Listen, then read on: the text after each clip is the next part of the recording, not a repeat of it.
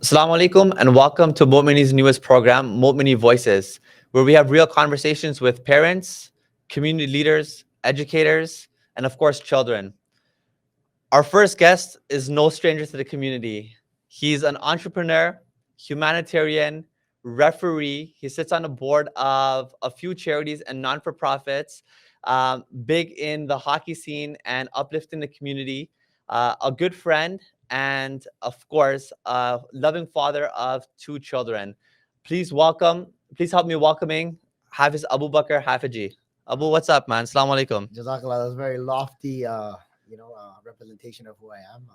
I mean, there was a lot more, I'm but Abu. I'm Abu for everyone that you're knows. Abu. Everyone knows. Yeah. Abu, how you feeling today, bro? Good. I'm like tired like usual. Kids, work, life. Nothing. I think everyone listening to our podcast wouldn't know. Just day in the life of just being a dad and being busy. A dad and you, a man of all trades. I think everyone I speak with, they're like, "What isn't Abu doing?" And with all that, like, how are you taking time out for your children? Like, what's the balance? And I think we're just gonna jump straight into it. The balance. The balance is one. I work for myself mainly. My main source of income is I have a construction company that I manage, and I manage more than work. I think you actually missed my occupation. I'm a licensed carpenter, so A licensed carpenter as well. I'm a carpenter. Yeah. So actually with that, like being my main source of income, I'm able to just make my own hours a little bit. So most days I try to come home for school pickup, and yeah, just try to be there in the evenings. I know my kids are at school during the day, so whenever I can be home when the kids are home, like that's kind of what the challenge is. That's the data. That's the game. That's what we're playing, right? Right. Being home with the kids when they're home. When they're home.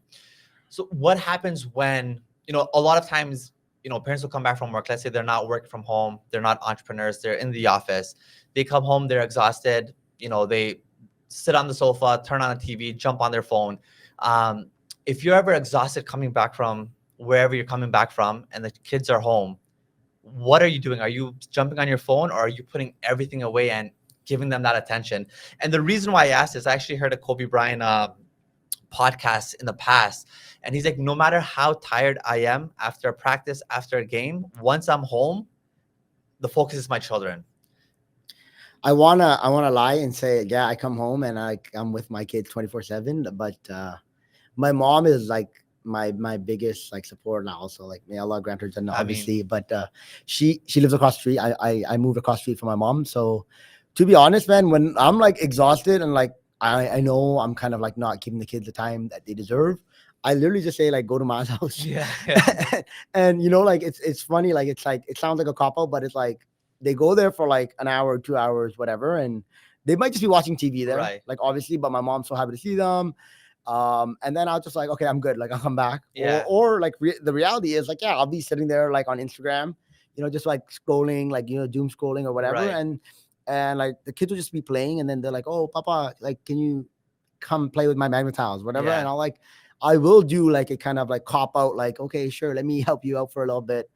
But like obviously like that's the reality, like you're not gonna be 100%, like you know what I mean. Yeah. Like yeah, maybe Kobe Bryant was, Yeah, but like I mean, mama mentality, he was different. probably he wasn't. Right. Let's be real. Like he probably had some maid that was like there. Right. Like I still have the short socks sometimes when I come home and like do all that stuff as well. But between me and my wife, like yeah, we're tired. Like the end of the day comes, and it's the end of the day for us as much as the kids. But the kids somehow always have more energy. I'm sure you know that. Yeah. So you're tired, and these two, I have two, you have two, and they just have like a whole nother life. And yeah, like what we do at home is sometimes it's like for example, like last night, my wife, like I have some work to do, kids are yours, like so. Yeah. Sometimes there is a little bit of that, and then sometimes it's like, okay, like let's just play as a family, whatever, or let's watch TV. Yeah. Like let's watch TV. Like it's fine, and the kids love the TV. Like let's be honest. For sure, 100%. So even when it comes to spending time with the kids, so as you know, it's a debate I've had with a few guys in the area. I'm not gonna do a name drop, but what does it mean to spend quality time with your children? And what I mean by that is there's parents that their kids are in a plethora of different activities, jiu-jitsu, soccer, swimming, this, that. For them, that's quality time. For me, quality time means not assigning your child to somebody else, but you actually taking the time out. For example, you going camping with your son, right? That's quality time. Or you sitting down with Layla and Jibril to sit down and play with magnetic tiles. Is there a distinction in your mind, or are they the same? No, big distinctions. Because like that, if you say that's spending time with your kid, like then it's sending your kids to school, like spending time with them, or Right. sending to madrasa or whatnot. Yeah, I think it's when your undivided attention is there. It's like obviously, like yeah, like I have an Apple Watch. I'm like looking at my Right. watch or whatever. Like I'm not saying like 100%. I maybe if I'm with my wife, me and her chatting, kids are at the park. When you're available to them, right? Like when you're available. Right. To them. So if you're at like swimming, you're in the stands or you're like on the side of the pool. You're not available to them. If they look at you like you're like, oh yeah, here wave, like like you're probably not really paying attention, Right. right? Like yeah, maybe first time going swimming, whatnot. Like for example, I coach Jibril's hockey team. I coach Layla's. I'm on the ice with Layla too. Like Right. when I go skating with Layla because she's in learn to play, I feel like I'm, spending time with my daughter because 1-to-1. When I'm coaching Jibril, I'm like, it's kind Yeah. of like Yeah. Makes a sense. job or like volunteering, but like I'm coaching 20 kids and Jibril happens to be one of them. Right. But I don't get that same satisfaction, right? So yeah, spending quality time is when it's you and the kids or kid or you and the wife as well and with the kids and there's nothing else in between and it could be with other family members too like Right. for example like if I'm hanging out with you and your kids are there, my kids are there, that's still quality time. But when I drop my kids off at your house, right, and or I just come to your house and let's say the kids go to the room and they're playing Legos or something, Yeah. like yeah, the kids are having a good time but it's not quality time with me. Got So it. Makes sense. Yeah. there is a distinction. And like you say, the same thing with my wife, right? So if my wife takes them somewhere, it's quality time with her, but not us. There's also family quality time and personal quality time. Got it. And do obviously both of us being young, fathers,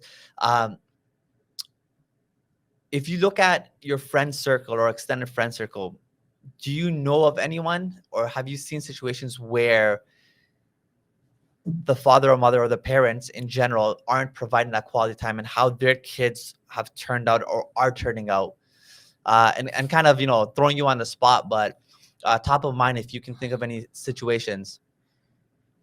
Yeah, I think like obviously like we know people who are like I know of someone and I say, oh yeah, like his dad's always at work or whatever. Like his dad works overtime. His mom's always going to her mom's house. Like obviously, especially like culturally, it's like it's kind of taboo. Also, like oh, the dad spends too much time with the kids. Yeah.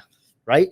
But yeah, I think it does have an effect. Also, I think more than that is like I think I know we've had the conversation before. Is like screen time is you don't have to pay attention to your kids because your kids will be occupied if you give them like so much screen time. Right. I think that's my biggest like pet peeve. Like I'll see kids every day who like today I was at my son's hockey game and there's other siblings there and there's some kids who are just on the iPad for like an hour and 20 minutes. Right. And there's other kids who are running up and down around the community center, whatever.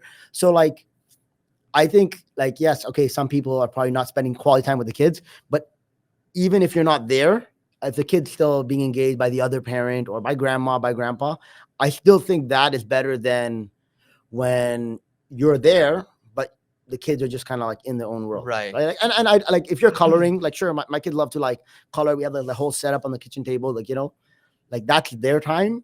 And like I don't feel like I'm copying out for that reason. Yeah, But like yeah. if you're not active, you're not there. And then on top of that, when you are there, you're not actively there. That's the kind of like and I think it has detriment on like social skills, also just like connection, right? And then Right. as we get older, like I was really close to my father my whole life, and also my mom now. Like now me and my mom are like inseparable. I probably call my mom 10 times a day, Right. like as her being almost primary caregiver to my kids sometimes, right? So like that connection is never going to be there when you're raising the kids. If I wasn't close to my mom and dad growing up, I don't think I'd even feel comfortable asking my mom to watch my kids. Right. And vice versa, and even with grandparents and whatnot. So I think you won't see that disconnect now, but say fast forward 20 years when you have a 25-year-old son who's making a life decision, maybe he's going to call some life coach rather than call mom and dad or whatever. Right. So I think it's hard to see it live in the action, but I think it's like a further down the line problem. Or and it could be like further down the line, as in like your son's 6 right now, and then your son's 12, and he wants to talk to you about something. He's getting bullied, or it could be anything, right? Right. And that disconnect will come. I'm sure at some point it has to. Right. Yeah. I mean, Jazakumullah khairan for that. And I think there's so many questions I can pull from just that, comment of yours. If I recall correctly, your kids don't use the screen while eating.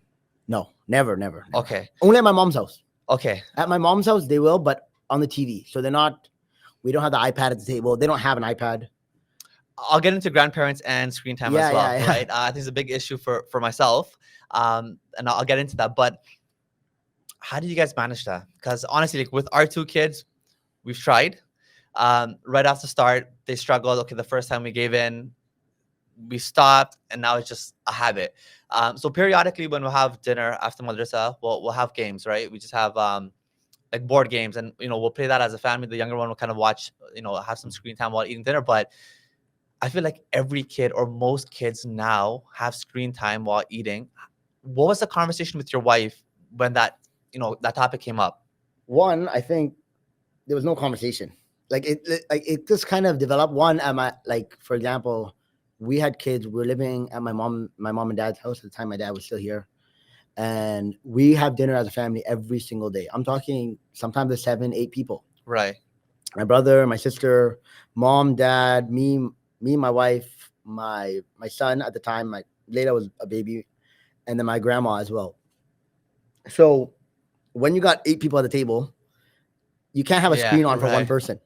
So like hockey games on, we watch hockey, but our kitchen is kind of looking towards our TV. Right. So only I'm talking we would normally pause the game too, and we'd have family. To this day, my mom, like I said, she lives across the street. A lot of time, 5 days a week, we have dinner as a family at my mom's house. So it's antisocial to have your phone out. It's like, and then when we moved home and we bought a place and we moved over, and now we're eating some meals by ourselves, but still we have that tradition of a family meal. You can't have your phone out, right? It's just it's kind of like going out for dinner. Like me and you go out for dinner and you took your phone out, I'd be like, yeah. Like, Irfan, you're not coming to dinner again, right?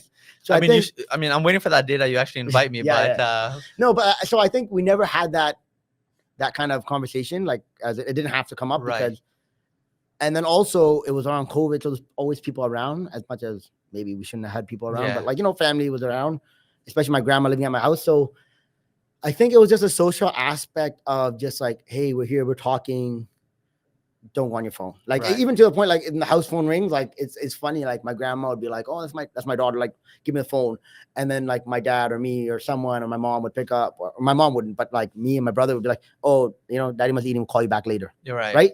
And it would be okay, yeah, I'll just call her back. Even though her aspect is to answer the phone. So even me, my phone answer, right away, my grandma, my mom would say to him, put the phone down, just eat. Right. So when it came to the kids kind of growing up, it kind of just didn't become a thing. Makes sense. Now, hypothetically speaking, if that wasn't your situation where you weren't having dinner or a family meal with 8 people, do you think you would have approached it differently? No. It still would have been the same. I'm very particular. My sister, but she's gonna laugh that I said this. I'm very particular when it comes to eating with someone, and I will if me and you are eating and say I'm waiting for you, and say there's one more guy, say Kashif here is here with us, and there's 3 of us eating for them. Me and Kashif are here, and you're not here, right? If Kashif were to take a bite of his food before you got here, I'd be livid. It's like a big pet peeve of mine. So I think and that's just me. That's not I'm no, if we're eating together, we're eating together. Even if your food's in the microwave and we're having lunch here right now, I'd wait for you, even though my food was cold or whatever. I didn't mind. I'd wait to eat together. So I think just who I am in terms of that, and I don't know when I picked this up. I don't this is me in the last maybe 7, 8 years. Right. But I think just and even when we go to a restaurant, my kids are at the restaurant, they're falling off the table, the forks are dropping on the ground, no screen. Me, my wife, and my kids. So even it's not a big meal, whatever.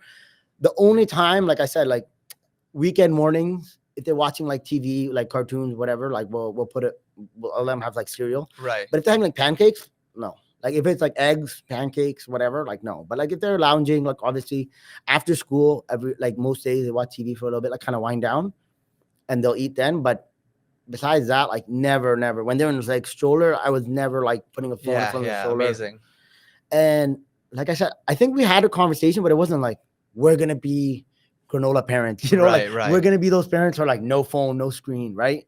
And I see it now. Like my son wants to use a phone. My daughter loves going on my grandma's phone, you know, and like sneaking away and kind of using it because I think socially it's like it's not normal to not be on your phone. For sure. But in terms of like eating, they don't think it's normal to eat with the phone in front of you. Right. So it's not like they don't even ask like, oh, where's my phone? Yeah, Like, can I yeah. watch this while I'm eating? They don't understand, but they do understand when they're lounging. Oh, where's the remote? Let me turn on the TV. Right. Interesting. And so even when it comes to your grandparents, so you said that your daughter, sneaks away with your mom's phone. Um, this is something I've heard from a lot of parents, young and older parents as well, I guess.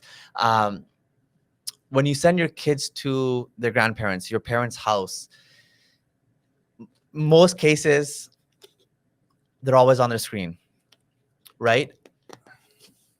Is that an issue?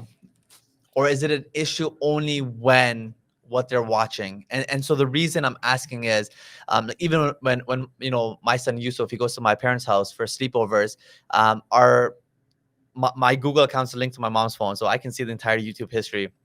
And at times it's some crazy stuff, right? It's just click, click, click, click, click down the rabbit hole, and he ends up watching some, Yeah, like inappropriate. not to Or that not degree, age but appropriate. right.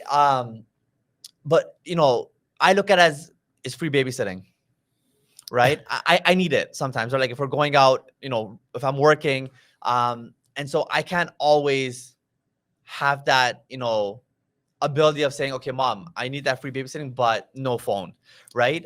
What do you guys do? It's I think it's universal. What I did do though, my mom's TV doesn't have YouTube no more. I just deleted YouTube from my mom's Right. TV. So if they're gonna watch on Disney Plus. They're gonna watch a show with a plot.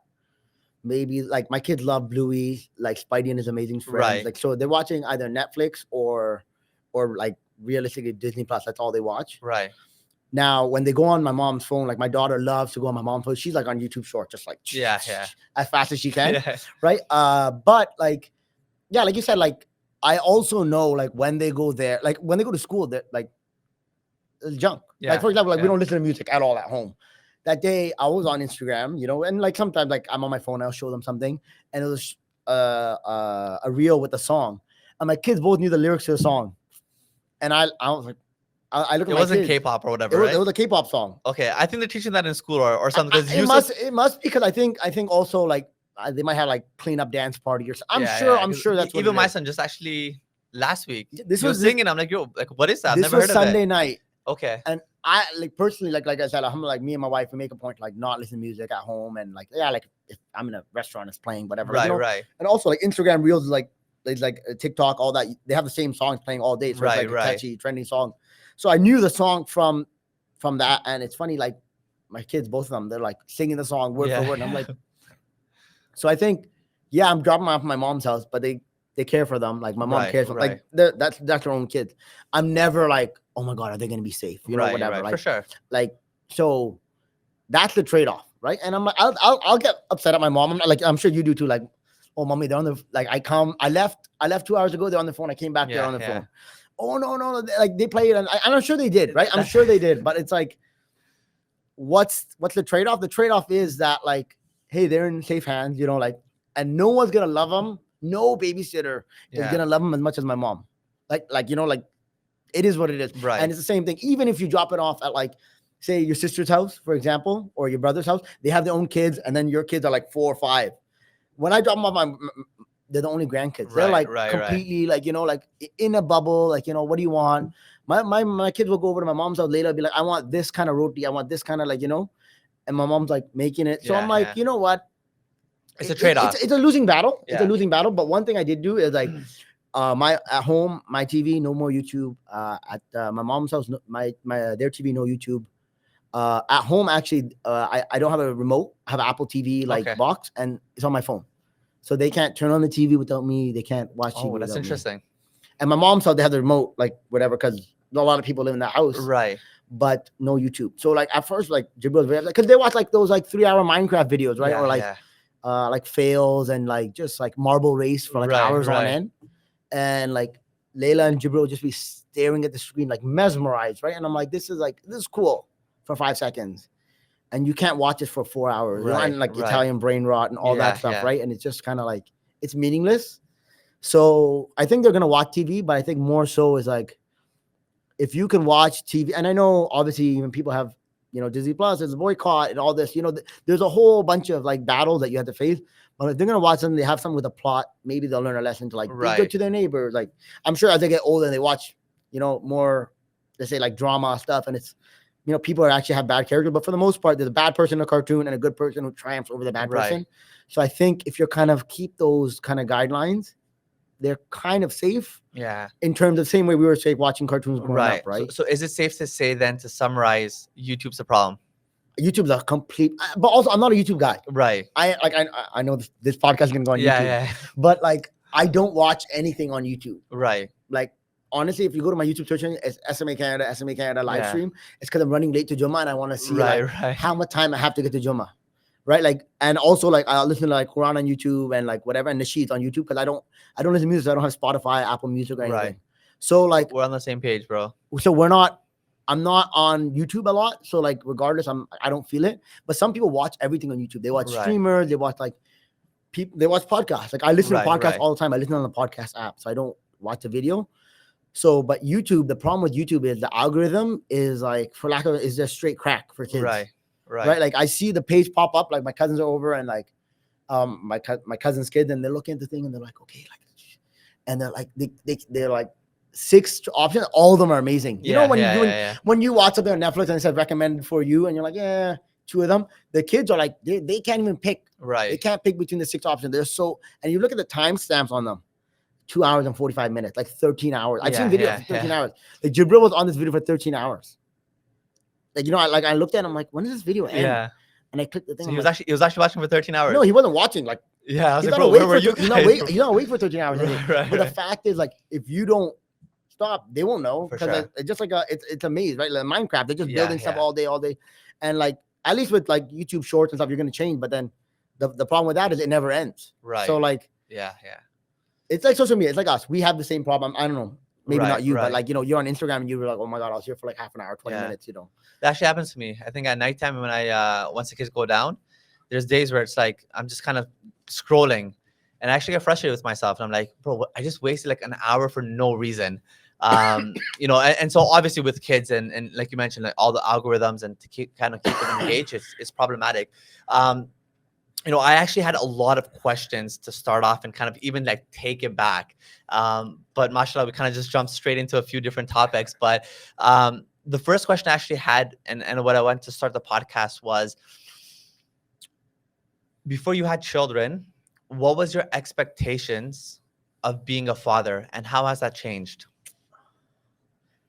Before I had children, like, I think my history is a little different. After my father passed, I think my life has changed a little bit. Me and my father are very close. He's like the biggest role model in my life. That's So, my next question. So I think before I had children, I thought I would just be like hockey dad, like sports and just like take my kids to school, madrasa, and just like, you know, like, yeah, I think it's, I also had kids young. I think I was 24 when Jibril was born. right, So I think when you're 24, yeah, like you think, yeah, you're just gonna have fun, you know? And I think after my father passed, like I'm trying to, like, you know, I know my father made such a big difference in our community and inshallah in the world, you know, whatever, and like Inshallah. a lot of people's lives.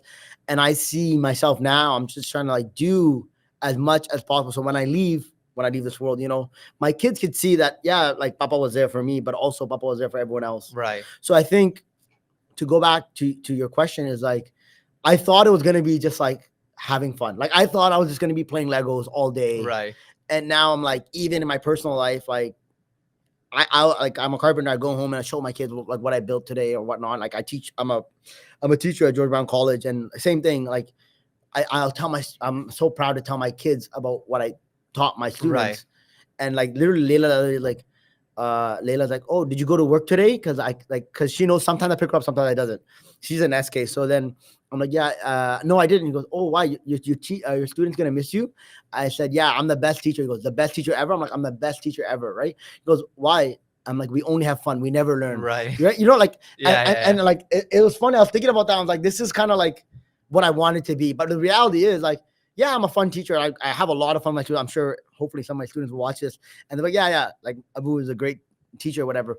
But I feel like I'm being a parent as I saw my father be a parent. Right. But also, I want to be a role model as well. So it's hard because sometimes those things don't mesh. For Right. example, like teachers, some teachers are just teachers. Some parents are only teachers to their kids. They'll teach them or they'll scold them. They'll be like, you do this, you do this, you do this. And then that's it. It's like kind of like a guidebook. But I want to be, Right. I want to be like I said, like I'm trying very hard to follow my father's footsteps. And a lot of the things I do in our community is because I saw the impact that he had on people, on me, on my family, on you, Right. you know? So I think now when I think of like me being a parent, is like, how do I teach the value of volunteering, the value of giving back, the value of helping others to my kids? Right. So in terms of what I thought parenting was and then also like, I think also you don't know how hard parenting is Right. till you do it. Like, I think honestly, if my mom wasn't next door and like literally like, my mom doesn't work and like, I think I'd be a bad dad. Like, I honestly think like I do what I can and then she fills in the gaps. Like me and my Right, wife right. do everything we can and then she fills in the gaps, right? Like even like this morning, me and my wife left for work at 7:30. My mom came over at 7:30, and woke up the kids, got them Right. dressed, whatever, right? So like when you think of being a parent, you don't think of the logistics of being a parent, right? And like the logistics is half the battle, right? Right, right. Of pick up, drop off, and all that. So I think like a bunch of my friends, like my really, really close friends, have kids in the last like year or two. So I'm a bit ahead of them. And someone asked me, and I'm like, the logistics of being a parent are so hard, Right. and it's not rosy. Like that's like, yeah, like I taught my kids how to ride a bicycle. Like wow, amazing. Like, but the logistics of it all, and just like there's a lot of like ups and downs, and like the daily ups and downs. Right, I'm not right, talking right. like, okay, kid gets sick, I'm sick, I have to deal with I'm just talking like daily ups and downs. Like, are you picking him up? Am I picking him up? Right. Mommy, where are you? Like, tell my wife, like, where are you? Like, Yeah. so like, yeah, I think you can't plan it. And your life is different. Like, your life is, I know some things that happen in your family is different than what's happening in my family, what's happening with your kids, my kids, your wife, your relationship. So yeah, like what I thought parenthood was and what parenthood is are two different things, like completely. 100%. So even to that point, subhanAllah, when my eldest was born, I didn't feel so much for the second. It's always the first one. But as soon as he was born, besides finding out his gender, which was the first thing. You find out? No. As soon as he's born, right? Okay. That was the first thing. I'm like, oh, what is he? But I honestly felt a weight on my shoulders because at that moment it's like I have this innocent child and who's eventually gonna grow up, but I have this amana on me, right? That I have to make sure that they're healthy, their deen, their dunya, everything. For me, the hardest job in the world is being a parent, because there's times where you can be the best parent or you believe you're the best parent, and your child can turn out the wrong way. The best parent.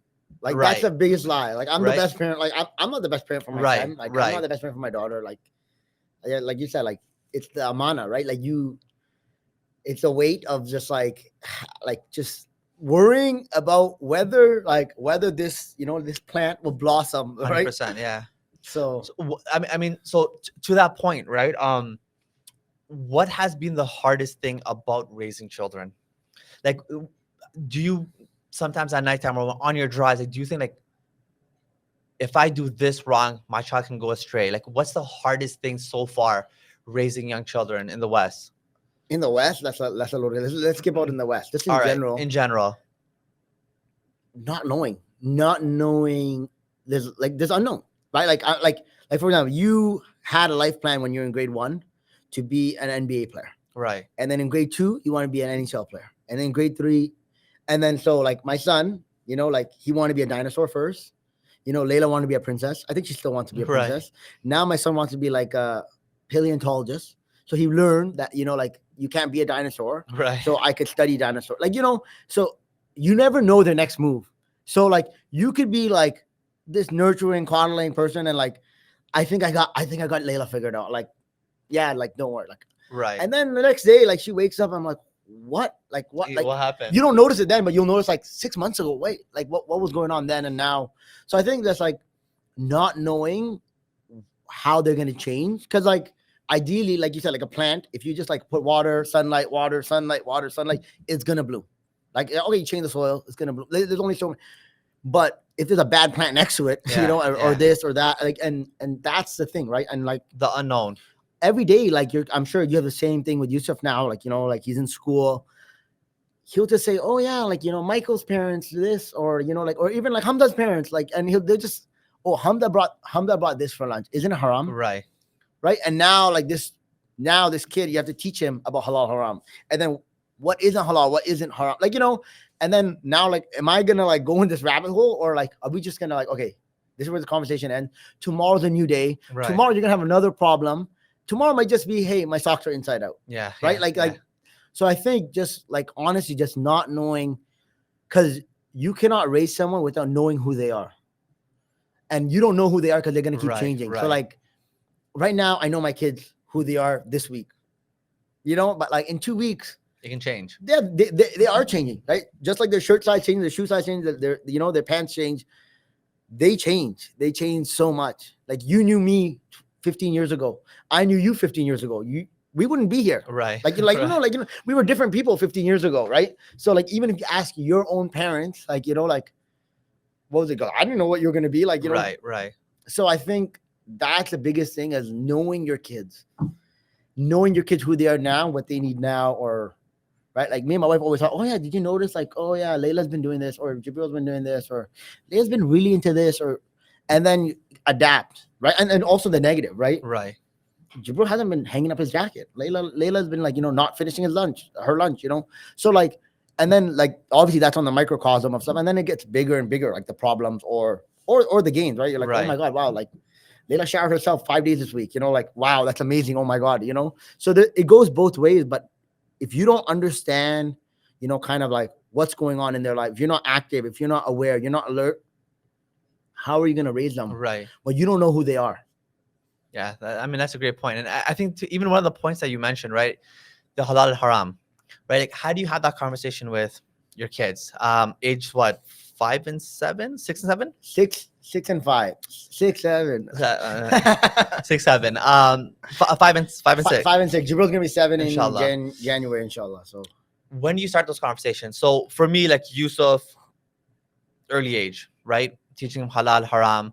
Early age as in, but halal, like haram 3. as in food, not ingredients wise, but if we go to a store, I would be like, you know what? candy's haram. Like dollar store, we go. He wants some gummies. I'll look in the back. Most times I just don't want to buy for him, right? I'm like, oh, it's haram, right? So now every time we go to a store, he'll be like, Papa, read the ingredients, right? Is it halal? Is it haram, right? That was my way of teaching him what my parents taught me, the importance of halal and haram, right? At school, Halloween, I picked him up and he's like, hey, this Muslim kid in his class.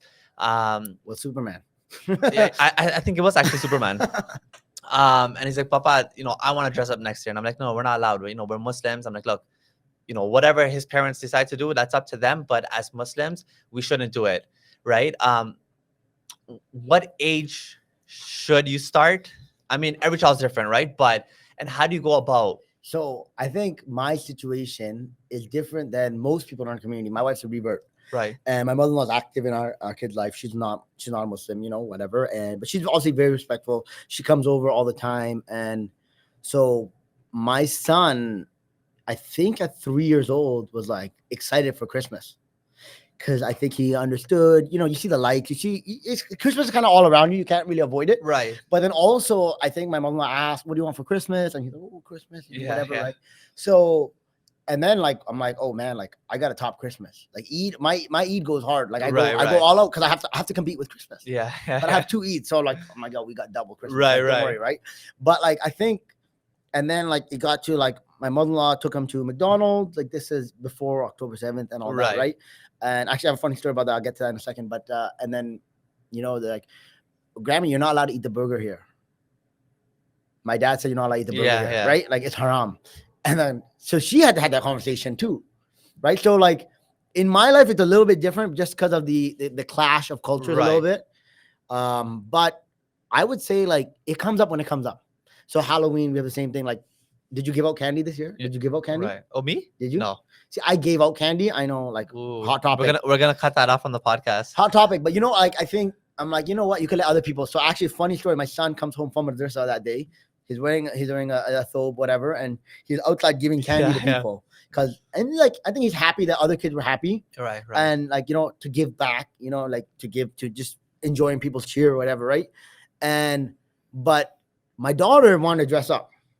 My daughter's like, I have a princess dress upstairs, like like I'm gonna go get it, and she got it and said, I want to go knock on the. I'm like, no, you can't go knock on the neighbor's door. So like for her, that was the. But Jibril, like we had that conversation 2-3 years ago. Right. When my mother asked, what is Jibril gonna be for Halloween? But also for on her part, it was more like, oh, you guys aren't gonna dress up, and that's like an everyday conversation I have with her all the time. We went to Hajj. She's like, it's 55 degrees there. Yeah. Like what? Like why are you going there? Right. Now? Why don't you go in the winter? So like my interaction with halal haram is like every day with my mother-in-law, and then on to the kids, because like there is that kind of. And like alhamdulillah, she's very like respectful, and she learns, and she'll call me like, hey, I'm out, I think, like, here, what can I get here? Right. Cheese pizza, Yeah, whatever it is, right? Yeah. But like, so I think it comes and goes. So like Jibril, I didn't tell him Halloween was haram this year. Right. He knows, right? But then like Layla, I'm like, I don't think she remembered last year or whatnot, whatever. She wanted to get dressed up and go knock on the neighbor's door. I'm like, no, right? So there is a little bit of when things come up. Same thing with Yusuf, right? Yusuf sees the candy at the store, wants it. First time, you say no. Now he knows. Okay, wait, and you ask. Right. So I think that whole like halal haram in terms of anything, right? It's just my daughter actually said to my mom the other day that like Grammy's not Muslim, so when I'm with her, am I not Muslim? Oh, right? Because she doesn't get it. So then my mom's like, no, listen, honey, like yeah, right? Which is fine, because like I think, like you said, that's who my daughter was that day. My daughter didn't know what that meant, right? Like the almost a monstrosity of that statement, right? But then again, like that's when you said like, no, you're Muslim because read the kalima, you believe in Allah or whatever, right? And like that things come up as they come up. Like I think just to go back to that point, like you learn because that's who they are then. So halal haram, same thing. They could just go on their whole life, like just being a vegetarian, and like the halal haram food aspect never comes up, right? Like for example, right? And then they could have all Muslim friends. They go to a friend's house, whatever. We like Jibril plays on a competitive hockey team. All the people are non-Muslim. The other day he went to a game. My brother took him actually, and they gave candy, and it was haram, right? So like, whereas like if you're in like my son goes to public school, a lot of Muslim kids in the school. My daughter, they know there's no halal haram. It's everything's halal at the school. Yeah. So it's kind of a case by case basis, and when things come up, you have to teach them. When things come up, but I'm not like lecturing my son like no. Like I'm not lecturing my daughter like this is haram, this is halal, Okay, but I gotta touch on it because I know. I mean, what one of our close friends is probably gonna comment on this. He comments on even my last podcast, and he comments on everything. The person I said who we should have as our third person here. Okay. What was the decision on handing out candies? And it's the reason why I ask is we're going there. We are gonna go there only because I actually was talking to my niece, my eldest niece, about 3 hours ago, and this topic came up. Now again, without getting into the halal haram, all that, but what was your decision, and was it in relationship to a teaching lesson for your children? Yeah, 100%. It was a teaching lesson that it's okay to partake in other people's like cheer, and like I think it's also like Halloween. Obviously, people are like, oh, it's we're worshiping the spirits and the whole thing. Like, no, like kids from his school and the kids from our neighborhood are dressed up as Superman, just want to be like cool for the day, like like, and that's what I said. Like that's what it is for us. That's all. It's funny actually. I bought the candy that I gave out on Halloween that day at Jummah from the masjid. Which masjid? I'm not gonna say what masjid. I think I think there's a certain masjid that has a little like right. Going. But so is that what makes it halal, handing it out? Yeah. You know what? It was a donation, right? So like you're kind of no, but I think the bigger thing was, and I think it's the same thing as like, do you give your son's teacher, like only your son in school, like a Christmas gift? We do. We do. Why? Because it's gonna make them feel special. Right. When someone That's actually a good point. when someone tells you Eid Mubarak, right? A non-Muslim. A non-Muslim says Eid Mubarak, it hits home. It does. They took the time to like, they probably had to check up on the phone. Yeah. Yo, what's that Muslim But holiday? they just made the effort. They make the effort. So like for me, I know Halloween, the kids don't understand. And probably even the parents, they don't know that the Muslim household or whatnot, like, but it's that effort of like, hey, listen, like maybe the kid who's gonna come 10 years later, come to the same house, see Jibril now at school, or Layla, and Layla's obviously Muslim at school, they're older, they're like, oh wow, you guys give candy on Halloween. Yeah. And then maybe they're gonna say, because I want my neighbors to be happy. Yeah. And it's a sunnah to be nice to your neighbors. It's a form of dawah. Right? It's a sunnah to be nice to your, and that's all it's so innocent. We look into like, oh my God, you're worshiping the devil. That's where this like Right. pagan rituals and this, that. But like, yeah, it's like my neighbors give me, Christmas gifts. I'm not like, I don't celebrate. Yeah. Take that chocolates back. Yeah, I'm like, right, no, right. I want the chocolates. Right. And vice versa, right? Like whenever anyone tells you Eid Mubarak, it hits home. When a non-Muslim person said Eid Mubarak, like my mother-in-law texts me like 12:01, Eid Mubarak, Right. and I'm like, oh, thanks. Like it's so genuine, yeah. it's so thoughtful, and it's why not? Right. Like it's why not? That's all it is, right? Like that's what it is to me. I'm like, is it costing me financially? Like, is it costing my deen? Right. Did I like miss Salah because I was giving out candy? Like my son went to madrasa that day, my daughter went to madrasa that day. They came home. I didn't pull them out early to go. Right. They missed the first batch of kids that came from 6 to 7. But I think that's my own take on it, right? And like growing up, I think we did it some years, we didn't do it some years, but I used to go trick-or-treating. Yeah, I mean, we all did. Like we would like we all at one point my did. parents never took me, but when I got to like grade 4 or 5, I'd be like, peace. Especially, I think it was in Ramadan then. Right. I was in Ramadan at some point, and I was like, it's like free for all, right? Because you're at Tarawih and just like gone trick-or-treating. Right. Which is like its own whole thing, because you're just doing it for the candy and this, that, and almost exploiting their happiness and generosity, right? No, but that was a good point that you referenced, right? Like, do you give your teachers' parents, your children's teachers Christmas gifts, right? If you give Christmas gifts to your, we do. If you give Christmas, you have to give candy. It's the same thing. It's actually Christmas is way more like pagan or way more of a like Christian religion. Like it's actually, people still follow. I know it's commercialized, but people still follow it because of Christianity. Right. Like I would say 97% of Halloween goers are just there for the good time, dressing up, having fun, especially kids. Yeah. So I guess for all those that are listening, you guys can drop it in the comments. Is there a difference between giving out candy on Halloween and giving your children's teacher a present?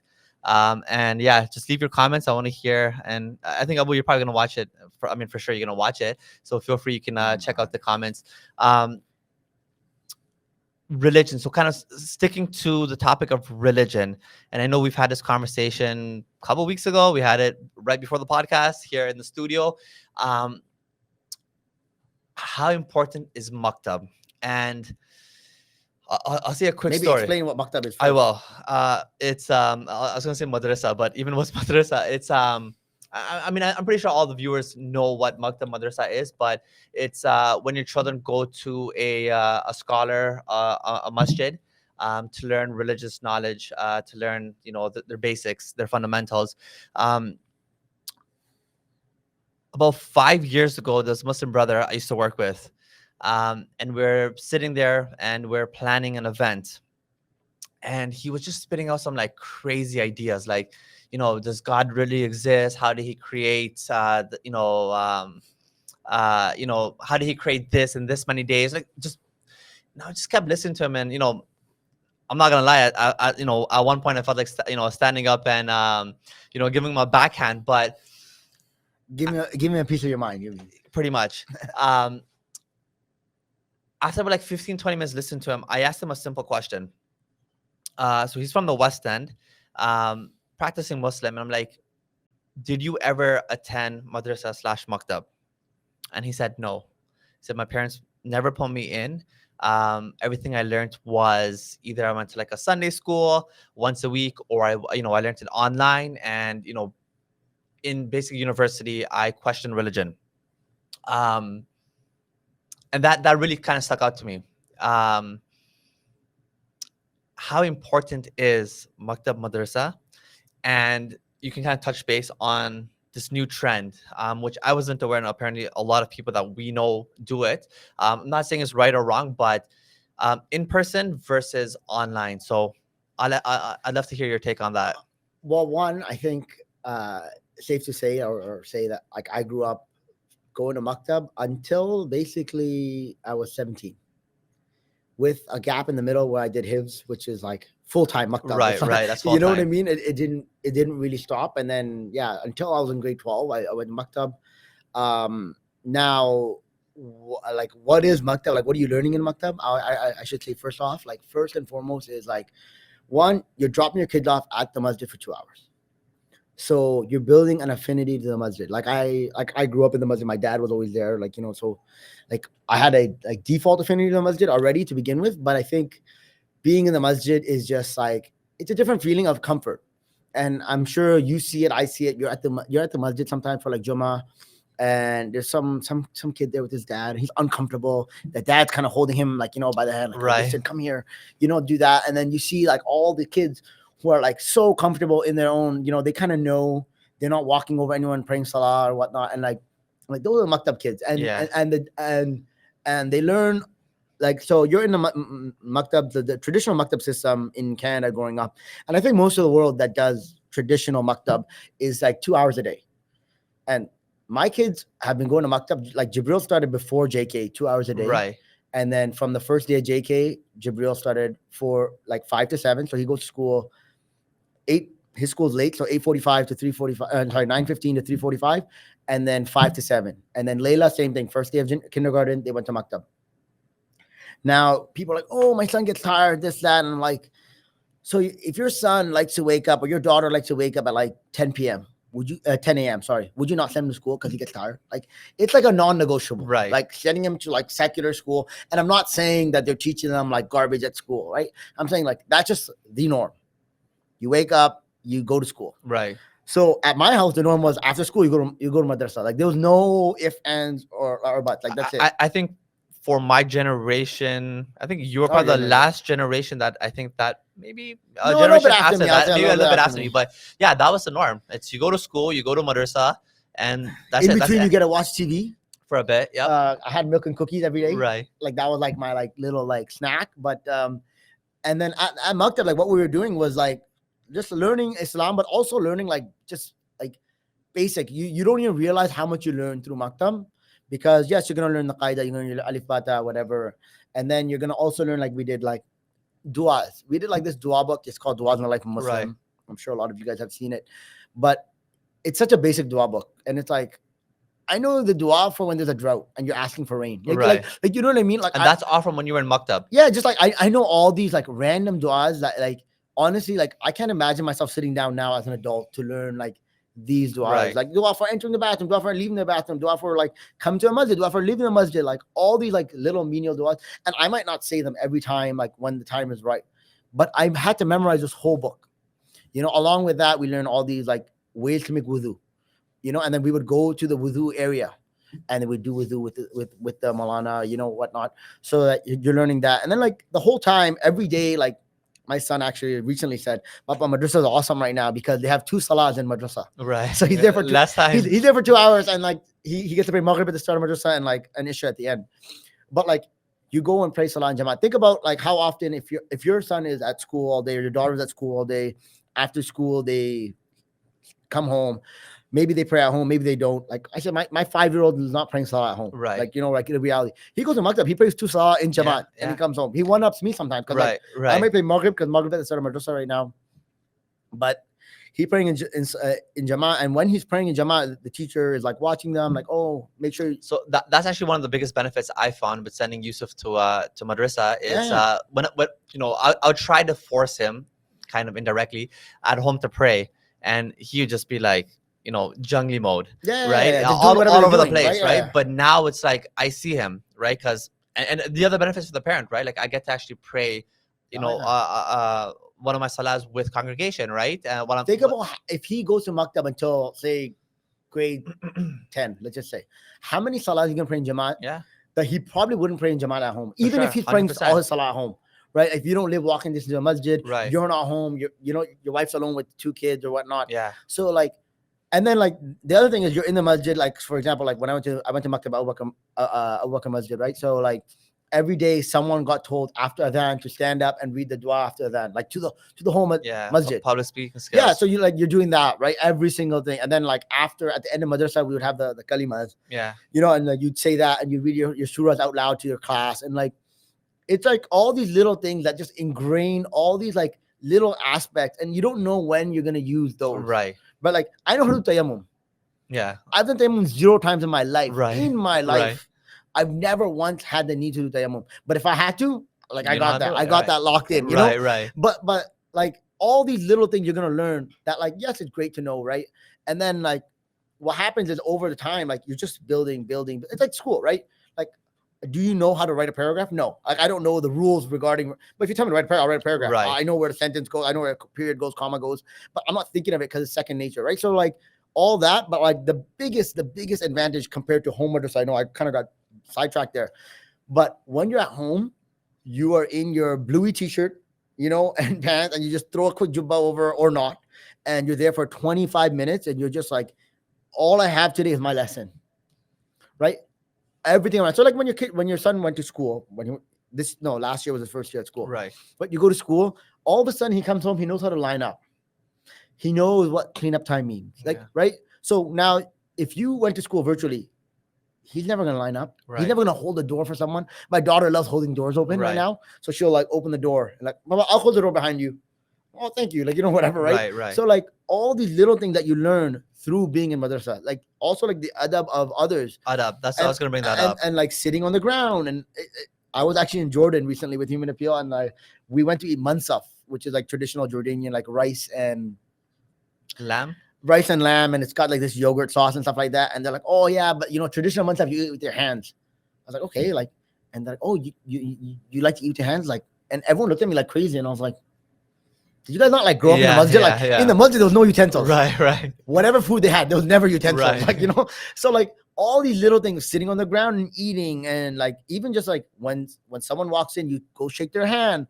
All these little like things. I don't know when I picked them up, but like through being in the masjid, through being in Right. maktab, and then also like I know all these like big scholars always say like, oh, how do you gain knowledge? Like, like go sit in the presence of scholars. Yes. Yes, my scholar who taught me Alif Bata might have not been, like Imam Umar Suleiman, right? Like, but I'm in his presence, and all this person does for a living is teach people the Quran. Right. Like, and like to the point of like as I got older, I would see them. It'd be like such a fond like connection I had with these random uncles, they're Maulanas and Sheikhs, but like they're just some uncle. I see him at the like gas station. Like I'm 25 years old, I'm filling up gas. He's there. I'm like, and oh, Assalamu alaikum, Maulana, how are you? Like, like, and it's like that respect for like someone who taught you something. Right. So, and then a community, you see him around the community and whatnot. And that connection of, oh, look at all these people that taught me Quran, like, right. And the affinity to like teach someone Quran. And when you teach your kids and you're teaching your kids Quran, it's like, it's passing that down. And there's a whole like respect and understanding the Quran and what you learned and whatnot. Right. And even, I mean, great points, Jazakumullah khair for sharing. But even from like a spiritual aspect of it, sitting at the feet of a scholar, it's that heart-to-heart connection, and a lot of knowledge is actually passed spiritually through that. And so, sitting on the ground, you're sitting on the ground at the feet of your scholar adab, every day. So yeah, I mean, it's clear to say that sending your kids to a maktab, again, everyone's situation is different, but there's a lot more benefits versus online. But not everyone's situation is not different, because everyone's sending their kids to school. The Fair. only people who argue that is people who go to homeschool their kids. And if you're willing to put the effort to homeschool your kid and you're doing maktab at home, you're probably going to put the effort there too. So I don't mind. Like, you know what? You have that huck. Right. But you're not putting the effort at home for school. So like, like why are we copying out on Islamic education? Right. So now continuing with maktab, I think your situation might have been different.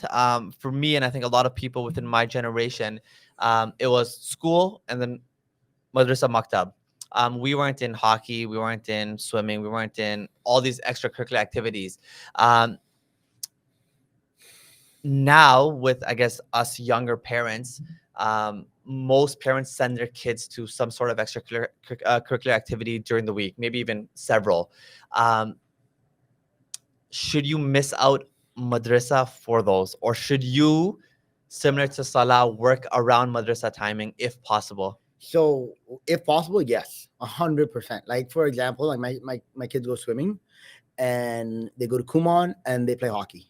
So those are the three like winter things we do. Right. Like that's kind of scheduled.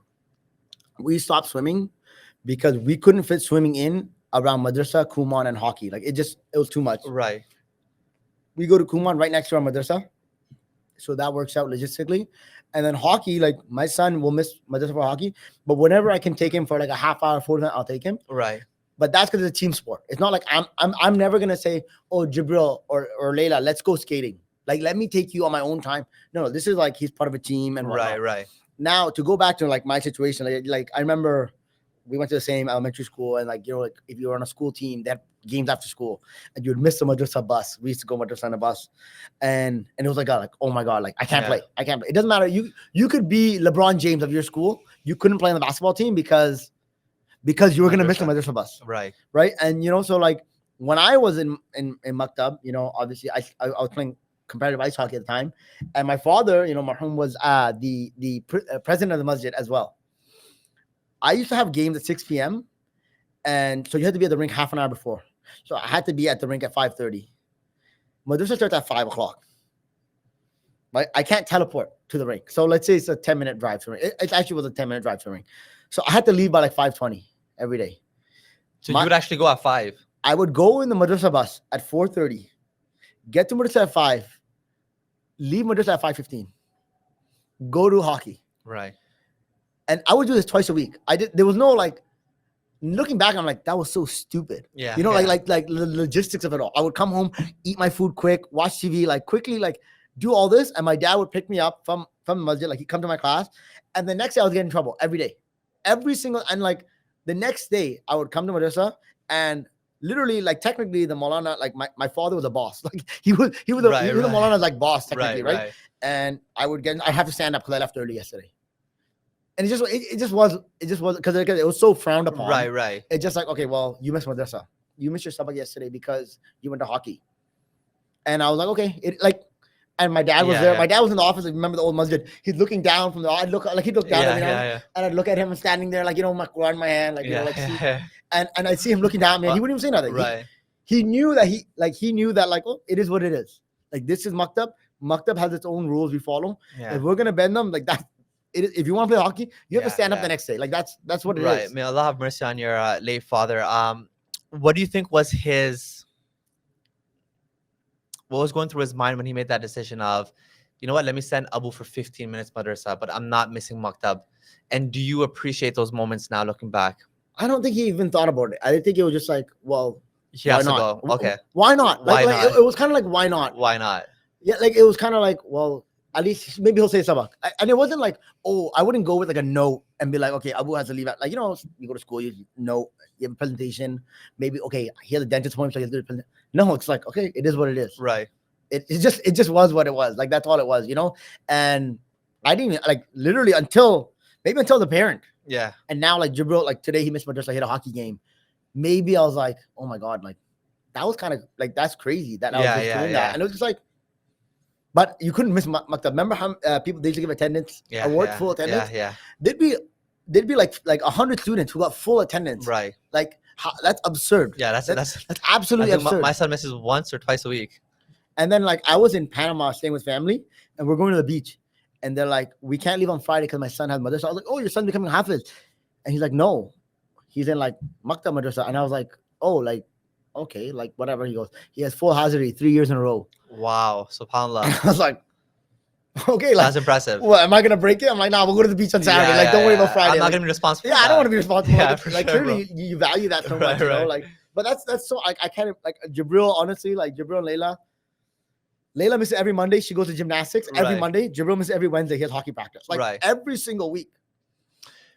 To that same question, and I think then we'll kind of start, wrapping it up. What if they get older and they start getting to the kitabs and whatnot? Is it fine to then skip out then? Like, right now it's happening. Is it just because they're younger?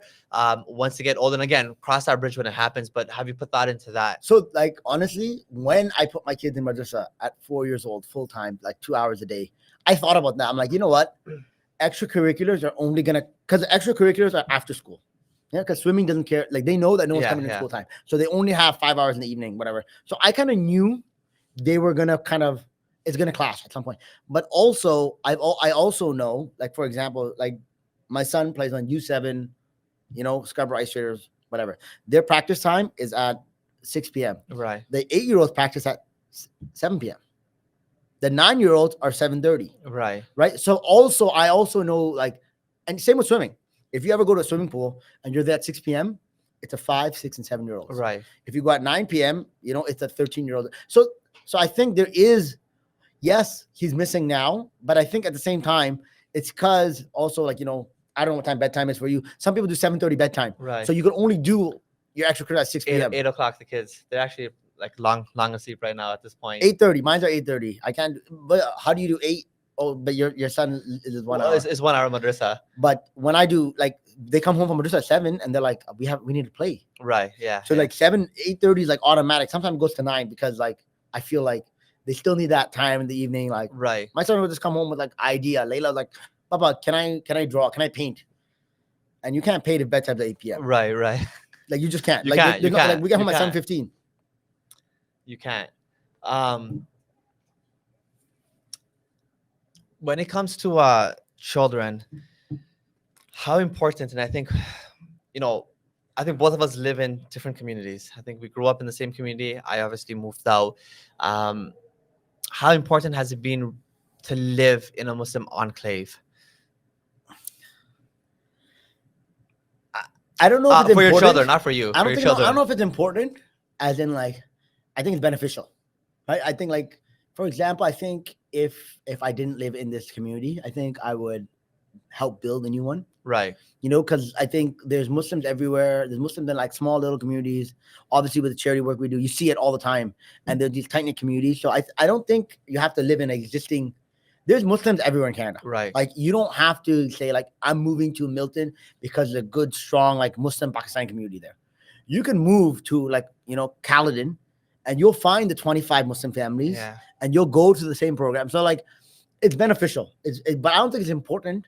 I think it's beneficial. It's very beneficial. But I think because of the way me and my wife want to raise our kids, we found that as the best way because let's be honest, there's gaps. Right. Like for example, when Yusuf and and they're not with you, if they're at a friend's house, you know that there's a friend 2 doors down, the same ideals as you, whatnot. Yep. So as like my kids are now old enough to where they'll go to friend's house without me. So it's not like I'm not hanging out with the Right. dad. Right. It's right. like, oh For yeah, sure. Layla's coming over, Jabril's coming over, whatnot. And kind of like just like we grew up, like if you were at my house, like with my brother or my brother at your home, my mom wasn't like, oh, what's he doing there? Right. Like it was never like that. So I think, and I'm not like big like stranger danger, like, oh my God, my kids can't go to anyone's house without me and whatnot. But I think it's nice to know that the people around you have the same mentality and they wouldn't have all the same. Right. Right. Like nobody opened their doors on Halloween but me. Like, you know what I mean? Like not a lot of people would have that.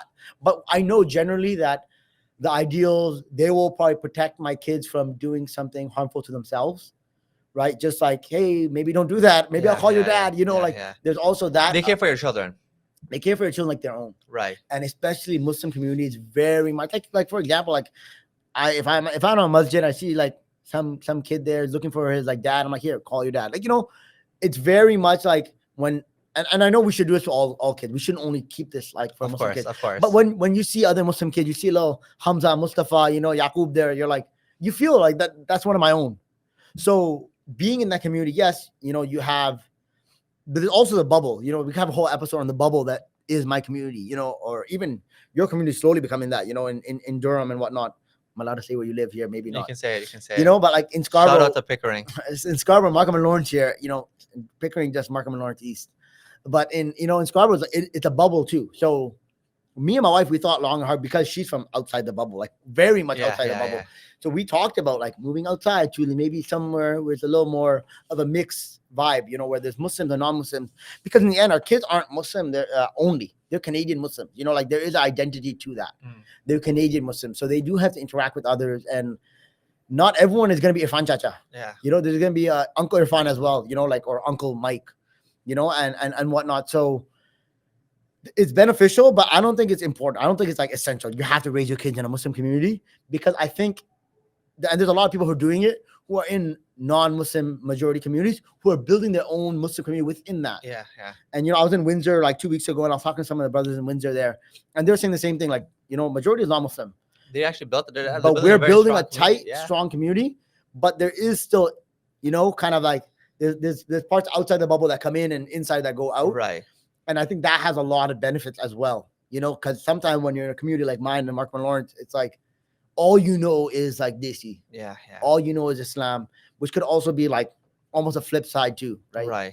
Yeah, I mean, like you said, speaking of the bubble, that community, and I think similar Muslim enclaves. That's that's 2 episodes right there. But yeah, you raised a good point. Raising children in a Muslim community, one of the benefits, there's many of them, is having other Muslim people with the same identity and your children kind of growing up around there. Again, pros and cons, but I think for the most part, pros. And that's something in Pickering. Yeah, great Muslim community, but we're expats, right? Like we have our friend that's, the accountant. He's from Markham. We have this person that's from Donlands. I'm from, Scarborough. We have 1 foot in our old neighborhood, 1 foot in Pickering, and we haven't solidified a community as of yet. It's our fault. But there is a community though. There is a community. We're not choosing to join it. The community is like the OGs. Right, right. Whereas I think with like our community, especially like there's families that moved in the last 10 years. Yeah. Whose kids are full on in our community, even though yes, they were from somewhere else, another Muslim community before. Yeah. So yeah. I think that's something like if you let go, you gotta let go. Right. And you can come back, you come back, hang out, Friday night, you come over, like whatever it is, what it is.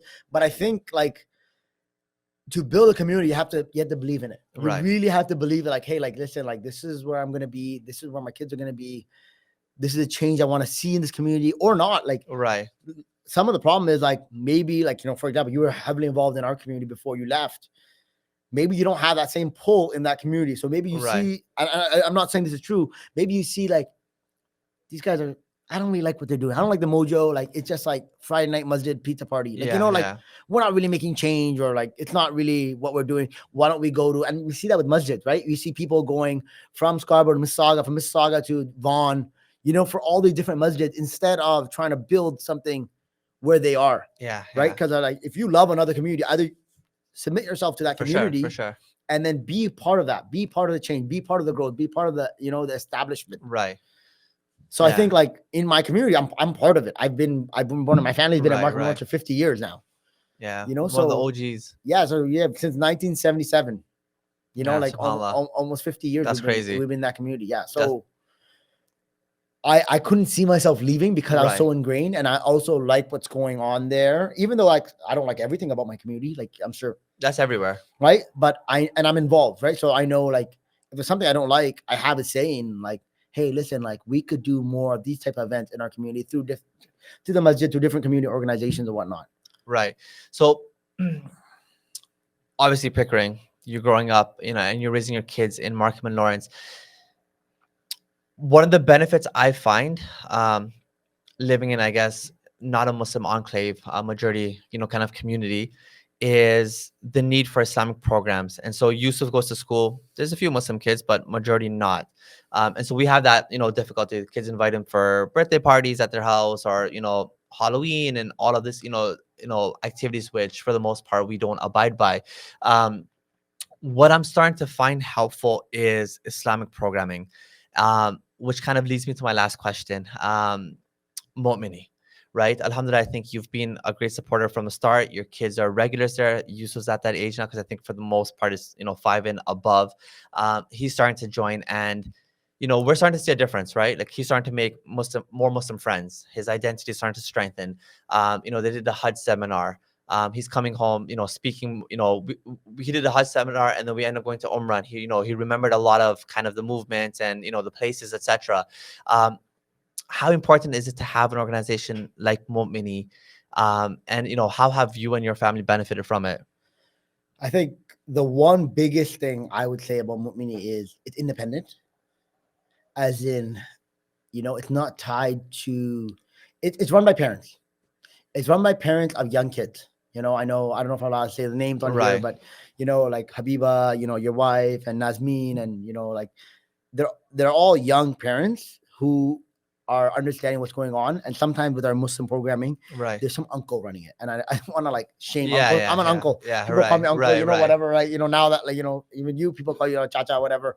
But sometimes if the people running the program can relate, and I know they can because I Yusuf's 5. If you're involved, you're running program. Zabina's involved running the program. My kids are 6 and 5, Yeah, so yeah. we could relate. We have the same issues that we face. That's number one. Like the fact that it's independently run by, yes, it's a corporation or it's a company. Has it's making. And also, one thing I will say about Mu'min that I love that they charge money, and I think like if Mu'min puts out a program tomorrow that's $75, I don't even look. I'm like, you Right. know what? Even if this program, I'm not into it, Yeah. and my kids are gonna go. I pay for a program I haven't even gone to because Right, I'm like, right. you know what? They're gonna keep if the enrollment keeps going, they're gonna see the investment from me, from other friends, other family members. Even my wife. My wife just texted me the other day. She's like, "Hey, Juma Club this week, like PA day. Are we going to Montreal or not? I need to sign up the kids for Juma Club." Right. Like that was the question she asked me. Not, do you think we should send our kids to Juma Club? Because we know that the programs are thoughtful. They're different. They're different. They're not just like hang out in the masjid, Right. right? And listen, I love going to the masjid. My kids will go to the masjid all the time, but it's also like forward thinking learning where it's fun. So it's not sitting down. It's not like maktab where you're sitting down Right. on benches reading alif bata. Which kids don't for the most part. Yeah, yeah. Like, Like like it could just be singing songs. I honestly, but that's because I'm blindly in belief that, hey, the people, I know them personally. I know they're like good-hearted people, right. and I know the intention is pure. Like obviously everything starts with intention. So Mu'mini, like program by Mu'mini, and I told Habiba multiple times. I said, you're thinking too small. Like I say it all the time. I said, Right. Mu'mini needs to be everywhere. Every community needs Mu'mini, right? Yeah. And because I don't know if like the people who are watching Muslim are gonna be Mu'mini people, right? But like hopefully this blows up and sees not Inshallah. for my own good, but Right. just for other people to see that, like get to Mu'mini space, see all the programs are running. I tell people everywhere I go that my kids go to Mu'mini programs. Right. Check out Mu'mini program. They want to talk about Maktab. Honestly, I tell them go to Maktab, but also go to Mu'mini programs. Right. And they're like, oh, it's in Scarborough only a lot of times. And I'm like, come to Scarborough. Yeah. Like yeah. it is worth the 3 Yeah, hours. there's actually parents. Actually, I believe right from like the West End that regularly come to the program. 100%. Yeah. I tell everyone, and it's funny you said like I've been a believer in Mu'mini. Like a friend asked me, hey, have you seen these guys? I'm like, watch the video, and like Jibril's in the video, Yeah. Layla's Yeah. in the Yeah. video, Yeah. Layla and Jibril in every video that you Right, guys right, have. right. But it's I think the biggest, like the most important thing that I find Mu'mini is like it's just fun learning. Like the kids are learning without thinking they're learning. Right. Right. It's like growing up and you're like in gym class, and if you really look at like gym class, 'cause I was asking Jibril the other day, and he's learning how to like play basketball. Right. He's learning to dribble. Do you remember learning to dribble? Like the lesson you learn on learn? No. No. Right? Because you were like, okay, 1, 2, 1. Like now I'm saying Yeah, you're gonna remember yeah. 1, 2. Jibril's learning 1, 2, 1, 2. Right. But like now, 30 years later, you can dribble. Yeah. You don't think about it, right? Because you learned it having fun. But like you guys are teaching Islam, and I'm not saying you're teaching Islam, like you're not teaching the fiqh of Right. of right. how to pray salah or whatnot, but you're teaching it in a fun way. Like I think two PA days ago, they had the Jummah where they prayed salah outside, Right. and it's like Yes, they did. they had the outdoor Cedar- fall behind the cedar fall break. fun Right, day or right, whatever right. it was, and I saw the video of them like praying salah outside, and they're all kind of like this and like this, whatever. They're praying salah, however. Right. But like, think about that. They're gonna pray salah with me in a parking lot, my kids, one day at an en route. Yeah. And they're gonna have a fond memory of, one, we stopped and got timbits. 2, remember when we had Mu'mini like Jummah club and we prayed outside. SubhanAllah, you're right. So it's like you don't realize all these little things that like, because if you could click back to a fun memory, like it builds fondness, right? And you want to build fondness to Allah, right, obviously, right. like always, everything you do, Right. right? And like I think we're both of us, we're adults. Like even sometimes you're lazy, you don't want to pray salah, like whatever. Kids are gonna face the same thing. They're gonna face it all the time. Like it's so like me and my son, we love to go camping, right? We pray salah outside. Right. Like I don't even bring like a musalla, janama, sajada, whatever you want to call it. Like I don't even bring one to camping. Like no, we'll pray outside. Like it's fine. We'll wash our foreheads, whatever. Right. And it's like to make that connection to like making Islam also fun, because like Islam's not just like learning rules, guidelines, halal, haram. It's also just like a way of life. That's the famous 100%, yeah, Islam yeah, is a yeah, way of right, life. right. So I think Mu'mini focus more on the way of life rather than like the lesson. Like, this is today we are going to learn this, Right. Right. even though you are going to It's a learn different this. spin in learning It's a Islam. fun spin, and Right. like Right. kids want And to have what fun. kids want. Kids just want to have fun. Right. That's it. That's all Yeah. they want to do. Right. 100%. Yeah. Beautifully put. Jazakumullah khairan. Any final advices for young parents? And Yeah. then inshallah we can end it. You're all great. I think I think that the biggest advice I would give to parents, like, we all mess up. Like, we all mess up all the time, all the time. I forgot to pick up my kids from school one time. Right. Yeah. That's a big mess up. No, but what it happens. It happens. It happens. Am I gonna go feed out of Jahannam? Right. Like realistically, like, it happens all the time, all the time. Like we mess up every day. We make the wrong decisions. You know, like, we sign our kids up for classes that don't line up. Like it could be simple stuff like that, or we could just, like, I was on my phone all week this week. I had a busy work week. I was just on my phone all week, every night this week. Right. Maybe make it up for it. Like, you know, like, maybe give yourself a report card every week, you know? Yeah, and I'm not doing that. Like, I'm like, like, that's lame. Like, I'm not going to sit at home. Oh, was I a good dad this week? Yeah, Like, I'm always going to give myself 5 stars, right? And you don't have to admit to being wrong, as in, like, telling your wife or whatnot. And like I said, like, I'm a dad, but also this goes to wives too. Like, just like, when you're on your phone or whatever, like, maybe look up every now and then. Yeah. Right? Because you're gonna do dumb stuff. Right. You're gonna zone out. You're gonna leave the, you know, like, the food on the grill a little too long. Like, it happens. It completely happens. But, like, our parents did it too. Like, you know, like, our parents did it too. Everyone did it, you know, like, and it's okay as long as you know, like, hey, like, was I just on my phone for an hour while my son was watching TV or whatnot? Like, did I promise him we go for ice cream, or did we promise her we go for ice cream? We didn't go just because I got lazy. Right. And, like, it's, or also the other thing is, like, do things with your kids, like, spend time with your kids, like quality time. Yeah, like, no, but even the meaningless time, like, I was shoveling the snow, I'm raking the leaves. I'm like, okay, let's go. We're all gonna go outside and rake the leaves. Right. So, like, yes, is that like what the kids wanted to do at that moment? No. Will the kids have fun in that moment? Probably. Right. So, like, if you know you have to do something, like, my kids love coming to Home Depot with me. Right. You know, like, if I'm going to Home Depot and they're just staying at home, they're not doing anything, I'm like, we're going to Home Depot, right? If I'm going to visit my grandfather, you're coming to visit my grandfather, right? So, like, just anything, because you don't know when they'll see joy in it, right? You're going somewhere, you're going to visit someone and whatnot. They see something on the side of the highway, they want to stop. Like, you don't know. Every day is a new adventure, right? Right.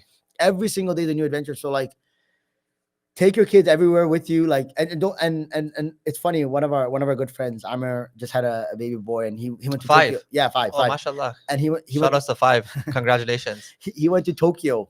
Like, he had a baby like 2-3 months ago. He went to Tokyo. He's like, oh, I don't know how it's gonna be, you know, whatever. And I said to him, I'm like, remember, like, he doesn't control you. You control. Yeah. You control your son. So I said, listen, take him. See if he cries. Oh, I guess he doesn't fly well. Like, yeah. You know what I mean? Like, don't be scared to try things with your kids. Don't be like, my son can't eat without the TV on. Try it. Like, the problem is you don't want to suffer while he or she throws a tantrum. But just, you could try it. Right. You're in charge, right? Like, you're in charge. You do what you do. Your kids will either learn to adapt, or if they absolutely can't, like, we all done sleep training. I'm sure you have. I actually put the headphones on. Yeah. Yeah. I couldn't handle the crying, but that's what you did, right? But it helped. That's how you coped. Yeah. To now you don't. Yeah. Right. So, like, think about that. Like, at one point, it's probably absurd. Like, I can't believe I'm, like, hearing my son cry, like, for 6 hours, whatever. Right. Like, my daughter used to cry till she vomited. Right. And then but what? I'm like, no. I'm in charge. I want, right. You know, like, as in, this is not gonna break my daughter. This is not gonna break my son if he doesn't sleep with us anymore, whatnot. Right. So, like, yeah, just try new things. Always try new things. You never know what your son or daughter are gonna like, what they're gonna pick up to, what that's gonna lead to, right? Where the lesson is in that. Got it, so man. that's my advice. Appreciate it. Jazakumullah khairan, Abu. It was a pleasure. There's actually a lot that we still have to talk about. It's not too long. You know, I know, and again, Jazakumullah khairan to brother Kashif in the background, who is, you know, hosting us and producing. I did tell him about 40 minutes, and we are over that 40 minutes. So my apologies, and Jazakumullah khairan. For all those listening, Jazakumullah khairan for tuning in for the first episode of Momini Voices with our guest, Hafiz Abu Hafejee. Inshallah, feel free to check out our website, check out our social media, hit subscribe, follow us, support us. If you guys are in the East End or if you're in the West End, Inshallah, come and join our programs. Like Abu was mentioning, it is quite beneficial for the children. It's a different spin to traditional kind of learning for children. It's more fun and interactive. And if you guys are in the West End or outside of Scarborough and you guys want to see Moat Mini in your communities, feel free to send us a message, and inshallah, we can try to set something up there. So, jazakumullah khairan. Don't forget to subscribe, follow, and inshallah, see you guys for the next episode. Assalamu alaikum.